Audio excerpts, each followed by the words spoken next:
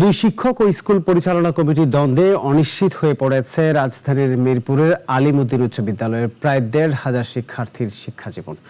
নিজেদের ব্যক্তি স্বার্থ চরিতার্থ করতে একে অপরের বিরুদ্ধে শিক্ষার্থীদের নামানো হচ্ছে আন্দোলনে। ফলে শিক্ষার্থীদের মনোজগতে পড়েছে বিরূপ প্রতিক্রিয়া। ভেঙে পড়েছে শিক্ষক শিক্ষার্থীর স্নেহ ও শ্রদ্ধার সম্পর্ক, যার পেছনে রয়েছে পরিচালনা কমিটিতে পদ আঁকড়ে থাকা ও পদ বঞ্চিতদের লড়াই। মিরাজ বিজুর রিপোর্ট।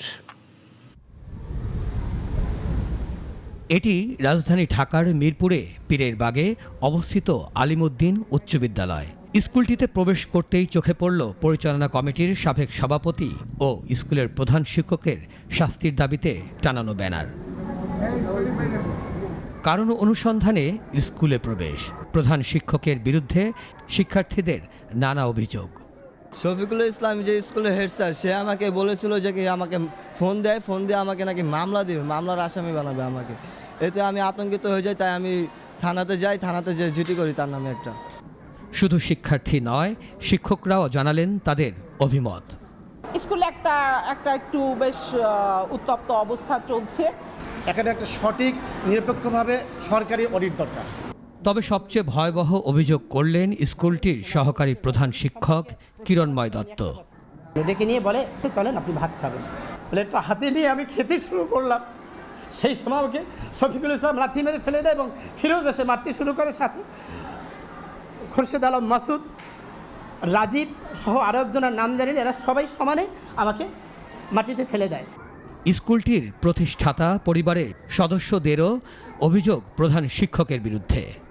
এই যে মোহাম্মদ শফিকুল ইসলাম, এই প্রধান শিক্ষক যেদিন থেকে এই স্কুলে ঢুকছেন তারপর থেকে স্কুলটা ধ্বংসের মুখে চলে গেছে। তবে স্কুলে পাওয়া গেল না প্রধান শিক্ষককে। পরে নিরাপদ জায়গায় নাগরিকের মুখোমুখি হন তিনি। জানান, একটি চক্র জেলা শিক্ষা অফিসারের স্বাক্ষর জাল করে কারণ দর্শানোর নোটিশ জারি করেছে। চিঠিতে প্রমাণ করে যে টাকাটি আমি তসরুপ করিনি, কারণ চিঠিতে প্রথমে বলেছেন যে টাকা আপনি খরচ করেছেন, দ্বিতীয় লাইনে বলেছেন টাকা আত্মসাৎ করেছেন। খরচ করা আর আত্মসাৎ করা কিন্তু এক জিনিস নয়। আমি বোর্ড থেকে যখন জানলাম যে চিঠিটি ফেক, তখন আমি এটার প্রতিকারে একটি আবেদন করেছি। আর স্কুলটির পরিচালনা কমিটির সাবেক সভাপতির দাবি, ম্যাট্রিকের গণ্ডি পেরোতে না পারা ব্যক্তিরা স্কুলের দায়িত্ব নিতে চায়।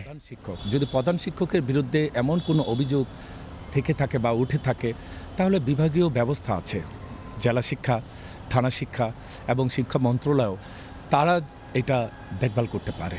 কিন্তু আমরা কিন্তু আইনের ঊর্ধ্বে নই। তবে দুপক্ষের এমন পাল্টাপাল্টি অবস্থানে বিরক্ত অভিভাবকরা। ওদেরকে মিছিলে বের করছে। আমার বাচ্চা কি আদৌ ভবিষ্যতে কোনো টিচারকে সম্মান করবে?